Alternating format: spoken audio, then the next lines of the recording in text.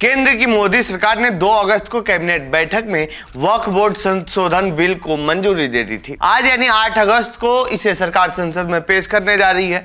12 अगस्त तक चलने वाले इस मानसून सत्र में सरकार ने चालाकी करते हुए बिल लाने का फैसला कर लिया है। मीडिया में सूत्रों के हवाले से आ रही खबरों के मुताबिक इस बिल में सरकार करीब 40 संशोधन करने की तैयारी में है। इस बिल को लेकर विपक्ष और मुस्लिम समाज ने सरकार के खिलाफ मोर्चा खोल दिया है।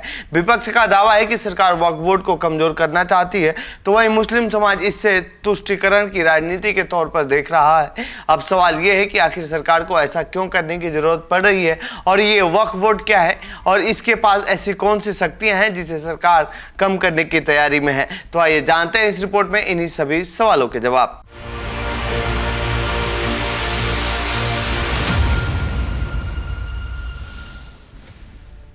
क्या होता है वक्फ बोर्ड? दरअसल वक्फ बोर्ड को मुस्लिम समाज की जमीनों पर नियंत्रण करने के लिए बनाया गया था। वक्फ बोर्ड का मतलब होता है अल्लाह के नाम, यानी ऐसी जमीनें जो किसी व्यक्ति या संस्था के नाम नहीं है और वो मुस्लिम समाज के तहत आती हैं। उसका सर्वेयर वक्फ बोर्ड होता है। वक्फ बोर्ड की तय करता है कि कौन सी जमीन वक्फ की है और कौन सी नहीं। इसका निर्धारण 3 तरीके से होता है। किसी ने अपनी संपत्ति वक्फ के नाम कर दी हो, कोई संस्था या कोई मुसलमान जमीन का इस्तेमाल कर रहा हो, फिर सर्वे में वो जमीन वक्फ बोर्ड की निकल जाए। वक्फ बोर्ड मुस्लिम समाज की जमीनों पर नियंत्रण रखने, गलत इस्तेमाल को रोकने और गैरकानूनी रूप से बेचने के लिए बनाया गया था। वक्फ बोर्ड के पास कितनी संपत्ति है? वक्फ बोर्ड देश भर के 28 राज्यों और केंद्र शासित प्रदेशों में 30 वक्फ बोर्ड है। वर्तमान में इसकी संपत्ति 8.7 लाख संपत्तियां हैं। ये करीब 9,40,000 एकड़ में फैला हुआ है। इन संपत्तियों की अनुमानित कीमत करीब 1.2 लाख करोड़ रुपए बताई जा रही है। ये सभी संपत्तियां विभिन्न राज्य वक्फ बोर्डों द्वारा प्रबंधित और नियंत्रित की जाती हैं। पिछले 15 सालों में ये संपत्ति करीब 2 गुना बढ़ा है। साल 2009 में वक्फ बोर्ड के पास भारत में कुल 52,000 संपत्तियां थीं, जो कि 4 लाख एकड़ में फैली हैं। 3 लाख के करीब पंजीकृत वक्फ बोर्ड संपत्तियां थी। पिछले 15 साल में यह अब दोगुनी हो चुकी हैं। कब हुई थी वक्फ बोर्ड की शुरुआत? भारत में यूं तो वक्फ बोर्ड की शुरुआत दिल्ली सल्तनत के दौर से मानी जाती है। आज़ादी से पहले मुस्लिम वक्फ बोर्ड मान्यकरण अधिनियम 1913 का उल्लेख मिलता है, लेकिन असल में आज़ादी के बाद साल 1954 में जवाहरलाल नेहरू सरकार ने वक्फ बोर्ड अधिनियम पारित किया था। इसके बाद साल 1964 में एक केंद्रीय वक्फ बोर्ड परिषद की स्थापना की गई थी। साल 1995 में केंद्र की सरकार ने वक्फ बोर्ड के विस्तार के लिए कानून में संशोधन किया था। इस संशोधन के बाद से वक्फ बोर्ड को प्रत्येक राज्य और केंद्र शासित प्रदेश में वक्फ बोर्डों के गठन की अनुमति मिली थी। इस कानून के बाद वक्फ परिषद वक्फ संपत्तियों पर केंद्र सरकार को सलाह देता है। साल 2013 केंद्र की यूपीए सरकार ने साल 1995 के मूल वक्फ बोर्ड एक्ट में बदलाव करके बोर्ड की शक्तियां बढ़ाई गई थी।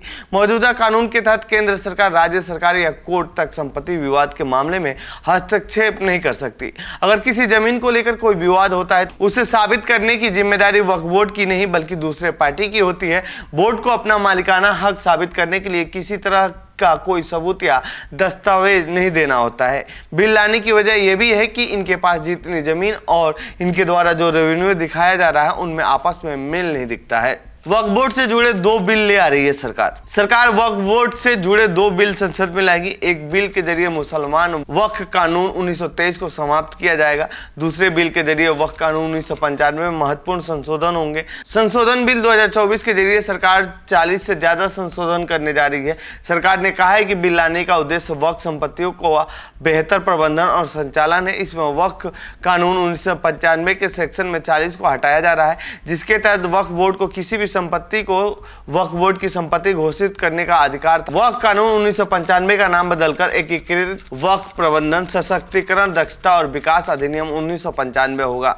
बिल में क्या क्या बदलाव कर रही है सरकार? इस बिल के पास होने के बाद से केंद्रीय वक्फ परिषद और राज्य वक्फ बोर्ड में मुस्लिम और गैर मुस्लिम का उचित प्रतिनिधित्व होगा। मुस्लिम समुदाय में अन्य पिछड़ा वर्ग, शिया, सुन्नी, बोहरा, आगा खानी को प्रतिनिधित्व प्रदान करना है। महिलाओं को उचित प्रतिनिधित्व दिया जाएगा।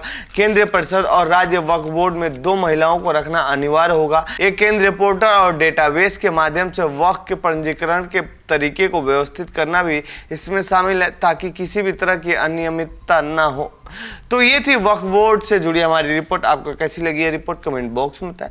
साथ ही इस पूरे मामले पर आप क्या कहना चाहते हैं कमेंट बॉक्स में लिखें। बाकी देश दुनिया की खबरों के लिए बने रहिए जनसत्ता के साथ। धन्यवाद।